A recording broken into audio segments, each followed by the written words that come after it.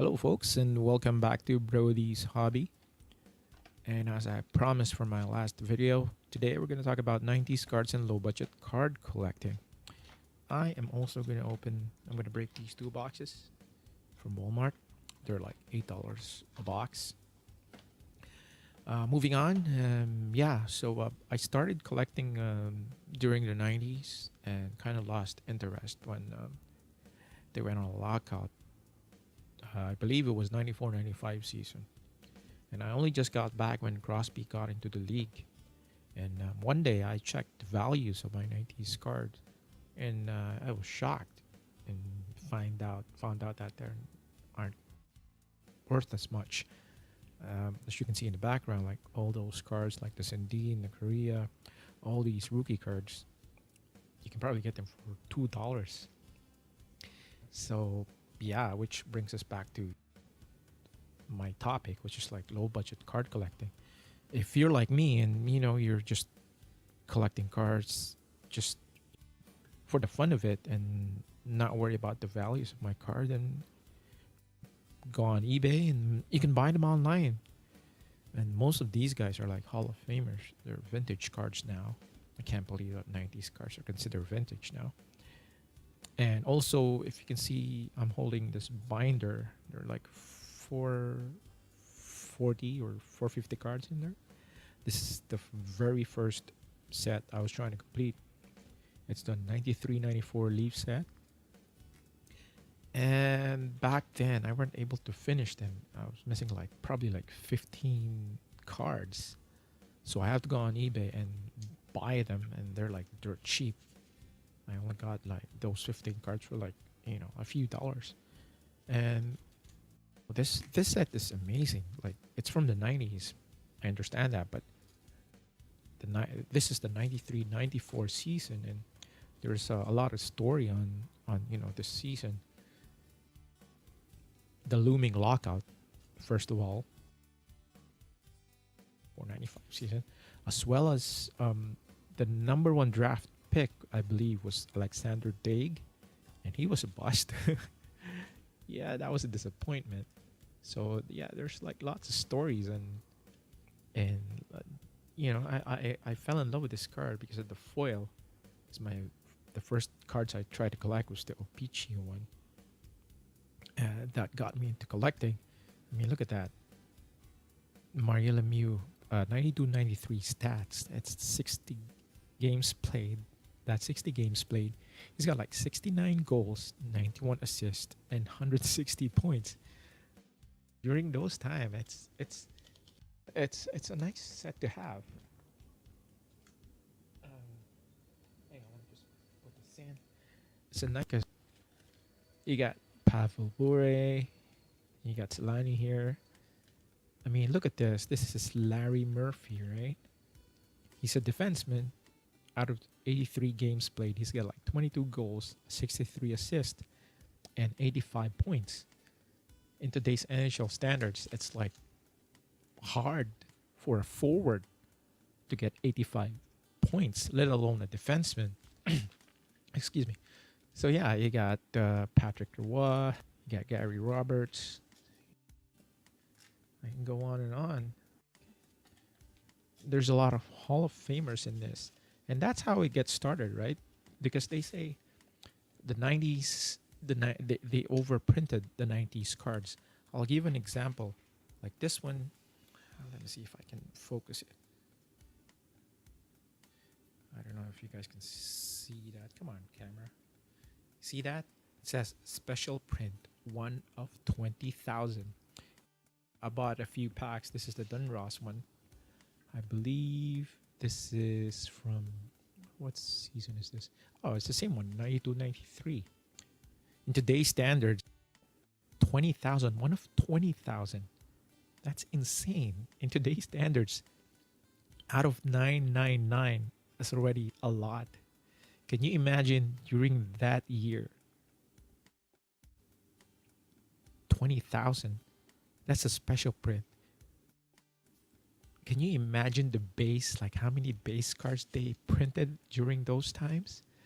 That's probably insane.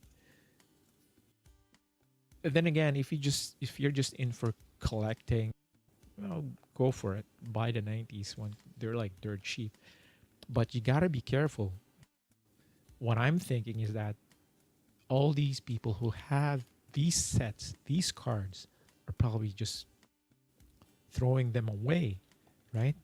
There's Edward Lindros, and that's how cards become rare. People are throwing them out. Say, oh, these cards are worth nothing. Just throw in the garbage. Like this set, for example. Just excuse me. I used to have them in one of these wide boxes, and they start stick together. So I have to like buy the binder so that I can save them. It's not just for you, you know, if you have kids, especially if they're like boys and they're into hockey, you can just save it for them. When they grow up, who knows? Maybe by the time during that time, you're gonna have like probably rare cards now because a lot of people just throw them out, right? So yeah, talking about low budget collecting, if I were you, I'm gonna start collecting those guys. You can get it from eBay for like dirt cheap. Okay, so that's that. Moving on. So, you know, if you're new to collecting, you can just start with these ones. Like this is let me just get this binder out of the way. Yeah. So, yeah.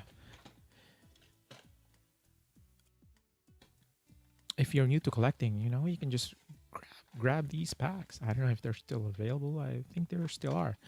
And you never know what you're going to get, right? Cuz this one's got this one's got the series 1 and series 2 upper deck. I believe they also made overprinted this one. They printed out a lot. That's why they're repackaging them like this.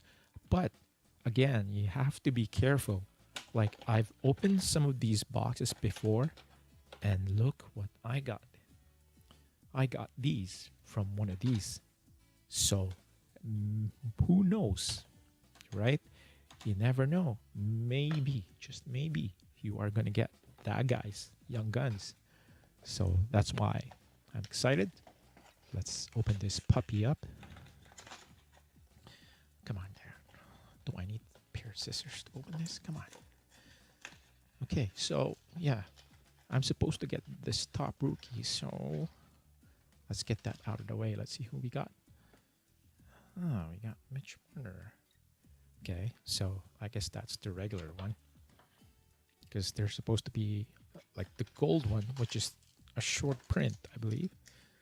So yeah. No, come on. Stay up there. Okay. So yeah. You got Series 1. That's where McDavid's card is. Which I believe goes now for the McDavid Young Gun, which goes for like $400 nowadays. And Series 2, you also get Jack Eichel. Jack Eichel's Young Guns. Okay, R5. Who's R5? Oh, that's Zach Werenski. Okay. Zach Werenski. I'm going to start breaking these open. I'm going to start with Series 2. Let's leave Series 1 for, let's save it for later. So maybe we'll get lucky and get McDavid. Yeah, hey, you never know. I got that. Remember? Okay, Conor Murphy. Ooh, a checklist. Wow. Now, I don't know if you've noticed, but Zetterberg's last name is spelled with an extra E. So if you probably check back yet, sometimes they have an error. So who knows? Maybe it's worth more. Ooh, I see a young gun. Brett PC. Sorry if I murdered the name. I don't think I've heard of this guy before. Not bad. I got one young gun. Kopitar Krug. And we're gonna open the next one. Again, Series 2 again. So we got Cody Hodgson, Nikita Zadorov, Sean Mahan. Ooh, wow. Look at that. Speaking of Jack Eichel, that's not his young guns, but hey, I'll take that. That goes in there. Krug again, Charlie Coyle, Scott Darling, Bobby Ryan. Okay, now I'm going with the series one now. I'm not expecting, well, so far that break is not bad. Tyler Seguin, Mark Under Flory, John Carlson, Tanner Pearson. So I guess this one is just all base card. That kind of sucks. And the final pack. Ooh. Okay, got Marian Hossa, Sal, Trevor Lewis. Got, ooh. I don't know if you guys can see that. Mark Messier. Right, Shining Stars. Huh. Not bad. Lozado, Maroon, and just base. Yeah, so not bad of a break. So we got Jack Eichel's rookie, BG rookie, and Mark Messier.